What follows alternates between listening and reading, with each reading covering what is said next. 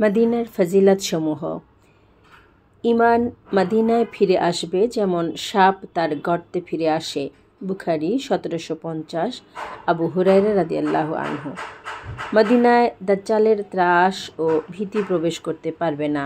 ওই সময় মদিনার 7টি প্রবেশ পথ থাকবে। প্রত্যেক পথে 2 জন করে ফেরেশতা মোতায়েন থাকবে। বুখারী 1753। আবু বকরা রাদিয়াল্লাহু আনহু।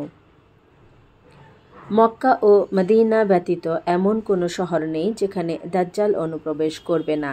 বুখারী 1755। আনাস ইবনে মালিক রাদিয়াল্লাহু আনহু। নবী করিম সাল্লাল্লাহু আলাইহি ওয়াসাল্লাম বলেছেন, আমার ঘর ও মিম্বারের মধ্যবর্তী স্থান হলো জান্নাতের বাগানের একটি বাগান, আর আমার মিম্বারটি আমার হাউজের উপর অবস্থিত। বুখারী 1762। আবু হুরায়রা রাদিয়াল্লাহু আনহু। মুসলিম 3236।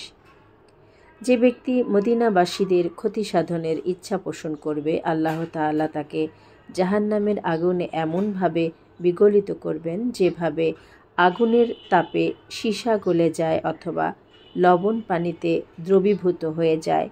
মুসলিম 3185। আবু ওয়াক্কাস রাদিয়াল্লাহু আনহু।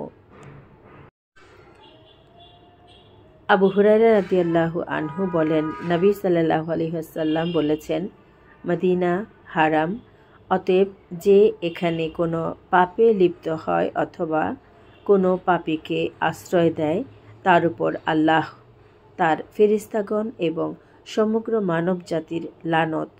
কিয়ামতের দিন তার ফরজ বা নফল কিছুই কবুল করা হবে না। মুসলিম 3196। রাসূলুল্লাহ সাল্লাল্লাহু আলাইহি ওয়াসাল্লাম বলেন, আমার উম্মতের মধ্যে যে ব্যক্তি মদিনায় দুঃখ কষ্ট ও বিপদে ধৈর্য ধারণ করবে, তার জন্যই আমি কিয়ামতের দিন সুপারিশকারী হব অথবা তার পক্ষে সাক্ষী হব। মুসলিম 3213। আবু হুরায়রা রাদিয়াল্লাহু আনহু।